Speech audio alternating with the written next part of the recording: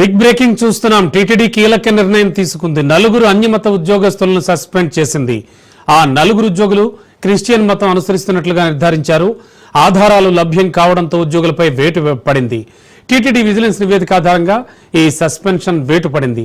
టీటీడీలో పనిచేస్తున్న deputy executive engineer B Eliezer, BIRD ఆసుపత్రి staff nurse S Rosy, grade 1 pharmacist M Premavathi, SV Ayurveda ఫార్మసీలో పనిచేస్తున్న డాక్టర్ జి అసుంతలపై వేటు పడింది. టీటీడీ ఉద్యోగులు పనిచేస్తూ సంస్థ ప్రవర్తన నియమావళిని పాటించలేదని, హిందూ ధార్మిక సంస్థకు ప్రాతినిధ్యం వహించే ఉద్యోగులుగా విధులు నిర్వర్తిస్తూ బాధ్యతారాహిత్యంగా వ్యవహరించారని టీటీడీ విజిలెన్స్ విభాగం సమర్పించినటువంటి ఆ నివేదిక ఆధారంగానే సస్పెన్షన్ వేటు వేశారు.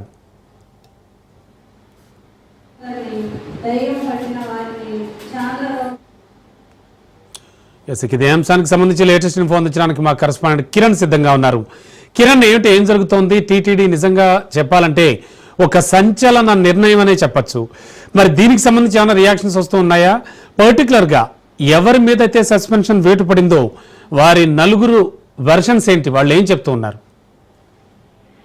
ఏదైతే గత కొంతకాలంగా టీటీడీలో అన్ని మతస్థులు ఉద్యోగం చేస్తున్నారు, పనిచేస్తున్నారు అని చెప్పేసి కూడా ఆ కేంద్ర మంత్రి బండి సంజయ్ మాట్లాడడం, అదేవిధంగా దానికి సంబంధించి భానుప్రకాష్ కూడా తీవ్ర స్థాయిలో విరుచుకుపడిన విషయం మనకు తెలిసిందే. ఈ నేపథ్యంలోనే ఎవరైతే టీటీడీలో అన్ని మతస్థులు ఉన్నారో వాళ్ళందరినీ మొత్తం శుద్ధి చేయాల్సిన అవసరం ఎంతైనా ఉందని చెప్పేసి కూడా కోయిలారు వాళ్ళ తిరుమంజనం మొదటి రోజు భానుప్రకాష్ మాట్లాడిన నేపథ్యంలో టీటీడీలో పనిచేస్తున్న ఉద్యోగులను, అదేవిధంగా ధార్మిక సంస్థను కూడా అదేవిధంగా శుద్ధి చేస్తాము అని ఏదైతే గత 2 రోజుల క్రితం చెప్పిన మాటలు దాన్ని నిజం చేస్తూ కూడా ఈ రోజు నలుగురిని టీటీడీ అధికారులు సస్పెండ్ చేస్తూ కీలక నిర్ణయం అయితే తీసుకుంది. ఈ నలుగురు కూడా ఎవరైతే సస్పెండ్ అయ్యారో దానికి సంబంధించి ఈ ఎలిజియర్ అనేసి డిప్యూటీ ఎగ్జిక్యూటివ్ ఇంజనీర్ గా పనిచేస్తున్నారు. మరోపక్క ఎస్ రోసి స్టాఫ్ నర్స్ గా ఆమె బర్డ్ ఆసుపత్రిలో పనిచేస్తుంది. మరోపక్క ఎం హేమలత గ్రేడ్ 1 ఫార్మసీ స్టాఫ్ గా బర్డ్ ఆసుపత్రిలో ఆమె కూడా పనిచేస్తా ఉంటుంది.